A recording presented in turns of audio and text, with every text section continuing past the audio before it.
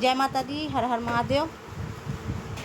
काल विभाजन नामकरण आरंभिक प्रयास। यद्यपि हिंदी साहित्य के इतिहास लेखन की परंपरा की शुरुआत 1188 से होती है, लेकिन काल विभाजन नामकरण का पहला प्रयास हमें जॉर्ज अब्राहम ग्रियर्सन के अंग्रेजी भाषा से लिखित साहित्य इतिहास ग्रंथ the modern vernacular literature of Hindustan से मिलता है। ठीक है, इसका थोड़ा कलर चेंज करें। जॉर्ज अब्राहम ग्रियर्सन का काल विभाजन देख लेते हैं। चारण काल 700 से 1300 ईस्वी ईसा पूर्व, है ना। 15वीं शताब्दी का धार्मिक पुनर्जागरण का परिशिष्ट मलिक मोहम्मद जायसी की प्रेम कविता। ठीक है।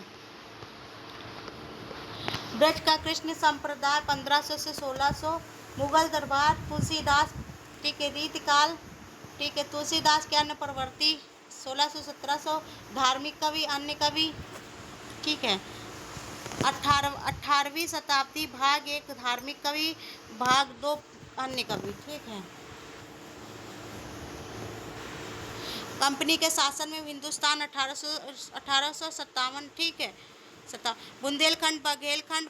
ठीक है। बनारस और ये अवध भाग विविध हैं। महारानी विक्टोरिया के शासन में हिंदुस्तान 1857 से 87 विविध। ठीक है। अब मिश्र बंधु विनोद का देख लेते हैं। काल विभाजन प्रथम आधार पर किया गया काल विभाजन। आरंभिक काल, पूर्व आरंभिक काल 700 से 1343 विक्रम संवत। उत्तरारंभिक काल 1344 से 1444 विक्रम संवत। ठीक है। माध्यमिक काल, पूर्व माध्यमिक काल 1445 से 1560 तक। ठीक है। प्रौढ़ माध्यमिक काल 1561 से 1680 तक। ठीक है। अलंकृत काल, पूर्व अलंकृत काल 1681 से 1790 और उत्तरालंकृत काल 1791 से 1889 विक्रम संवत। ठीक है। परिवर्तन काल 1890 से 1925 तक की। वर्तमान काल 1926 से अब तक की। ये मिश्र बंधु विनोद के काल विभाजन है। द्वितीय आधार पर किया गया काल विभाजन आदि प्रकरण आदिकाल से संवत 1560। हिंदी की उत्पत्ति और काव्य लक्षण वैदिक समय से संवत 700। पूर्व प्रारंभिक हिंदी चंद्रपूर्व संवत 700 से 1200। ठीक है। पूर्व प्रारंभिक हिंदी रासोकाल संवत 1201 से 1347। उत्तर प्रारंभिक हिंदी संवत 1348 से 1444 तक। ठीक है। पूर्व माध्यमिक हिंदी संवत 1445 से 1560 तक। प्रौढ़ माध्यमिक प्रकरण। ठीक है। संवत 1561 से 1680। पूर्व माध्यमिक हिंदी अष्टछाप 1561 से 1680 तक। प्रौढ़ माध्यमिक हिंदी सौरकाल 1561 से 1630 तक। गोस्वामी तुलसीदास उनकी तुलसीदास हिंदी 1631 से 1645। प्रौढ़ माध्यमिक हिंदी तुलसी काल 1646 से 1670। प्रौढ़ माध्यमिक हिंदी अंतिम तुलसीदास काल 1671 से 1680। ठीक है।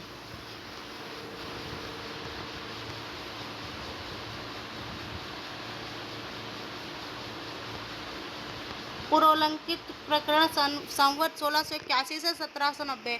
पूर्वालंकृत हिंदी सेनापति काल, बिहारी काल, भूषण काल, आदिम देवकाल, माध्यमिक देवकाल। ठीक है। अब इधर देख लेते हैं उत्तरालंकृत प्रकरण।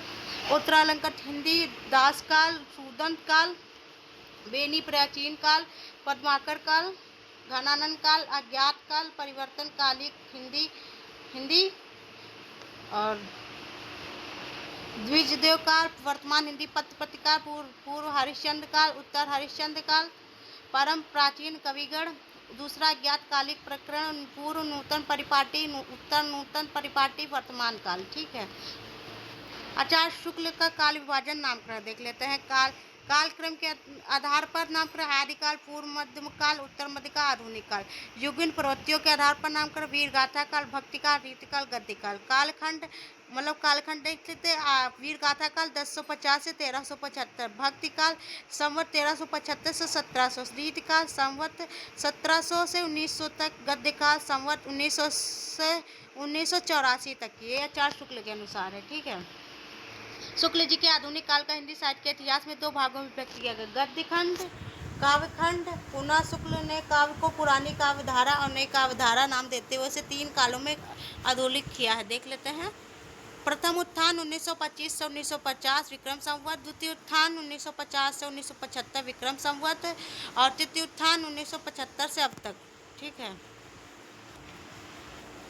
अब ये देख लेते हैं।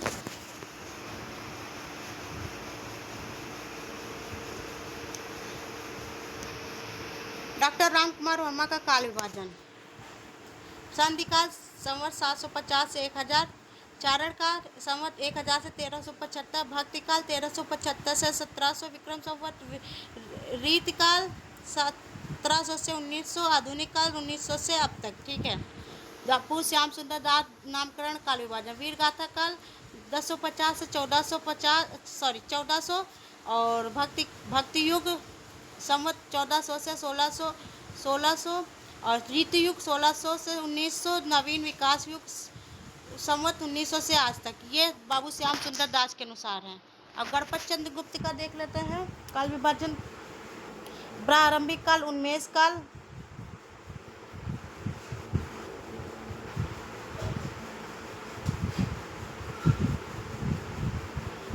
मध्यकाल मध्य या विकास काल 1350 1857, आधुनिक काल 1857 सब तक। हजाई प्रसाद द्विवेदी का देख लेते काल विभाजन।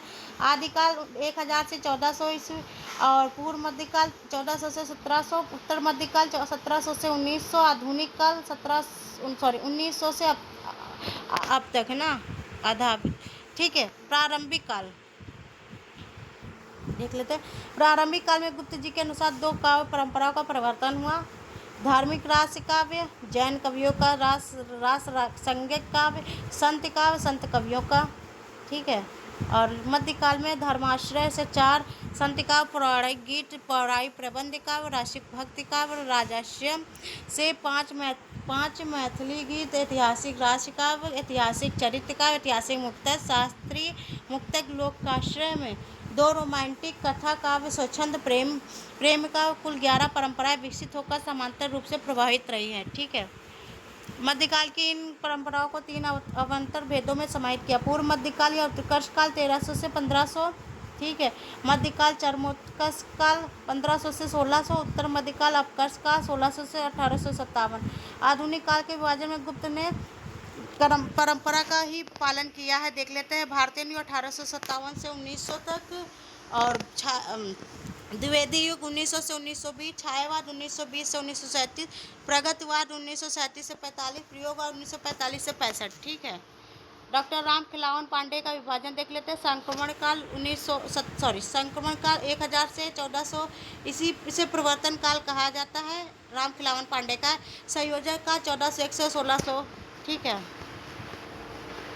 संवर्धन काल 1601 से 1800, संचयन काल 1800 से 1900, संबोधित काल 1901 से 1947, संचरण काल 1947। ये किसका काल काल विभाजन है? तो ये है डॉक्टर राम खिलावन पांडे का है। ठीक है, इम्पोर्टेंट है। डॉक्टर राम स्वरूप चतुर्वेदी का काल विभाजन देख लेते हैं। आदिकाल वीरगाथा काल 1000 से 1350, पूर्व मध्यकाल भक्तिकाल 1350 से 1650, उत्तर मध्यकाल रीतिकाल 1650 से 1850, आधुनिक काल गद्यकाल 1850 से अब तक की। ठीक है, हिंदी साहित्य के आरंभ प्रारंभिक हिंदी का नामकरण करने वाले विद्वान देख लेते हैं। गुलेरी, आचार्य शुक्ल जी, भोलाराम शंकर व्यास और राहुल जी। गुलेरी ने सबसे पहले घोषित किया उत्तर अपभ्रंश पुरानी हिंदी तथा राजा मुंज की पुरानी हिंदी का प्रथम कवि मानते हुए 10वीं शताब्दी के अंतिम चरण को हिंदी साहित्य का आरंभ माना जाता है। आचार्य शुक्ल ने अपभ्रंश को प्राकृत भाषा हिंदी प्राकृत की रूढ़ियों से बद्ध कहा तथा 993 ईस्वी से हिंदी का आरंभ माना। भोला शंकर व्यास ने हिंदी के आरंभिक को अवहट का नाम दिया। राहुल जी ने केदारनाथ पांडे के अपभ्रंश को पुरानी हिंदी नाम दिया। अपभ्रंश व प्रारंभिक हिंदी के सभी कवियों को हिंदी के कवियों में मान्यता प्रदान की। ठीक है, राहुल जी के सब प्रमुख ग्रंथ देख लेते हैं। हिंदी काव्य धारा, उपरोक्त ग्रंथ में सरपा की कुछ रचना संग्रहित एवं 84 सिद्धों का पहली बार नाम उल्लिखित हुआ है। ठीक है, हिंदी में प्राचीन कवि एवं कविताएं। उपरोक्त ग्रंथ में राहुल जी ने हिंदी कविता का आदि रूप नालंदा विक्रमशिला के सिद्धों तथा बौद्ध धर्म के ज्ञान तत्व के प्रचार की भाषा सिद्ध किया है। ठीक है, हिंदी के प्रथम कवि देख लेते हैं।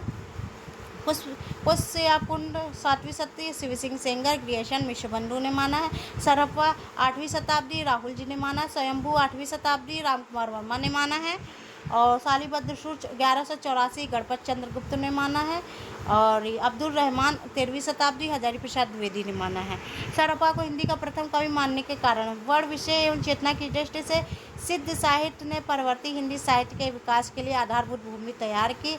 शैली परंपरा के विकास की दृष्टि से, ठीक है, हिंदी के प्रथम कवि सरहप्पा की जो रचनाएं मिलती है वे सभी मुक्तक हैं, काव्य ग्रंथ रूप में संकलित नहीं। इस दृष्टि से ग्रंथ के रूप में जैन आचार्य देवसिंह कृत स्वाकाचार 933 हिंदी का प्रथम रचना माना जाता है। इस ग्रंथ में 250 दोहे मतलब 250 दोहों का स्वाक धर्म गृहस्थ धर्म का वर्णन किया गया, साथ ही साहित्यिक तत्वों का भी अभाव नहीं है। ठीक है, थैंक यू, जय माता दी।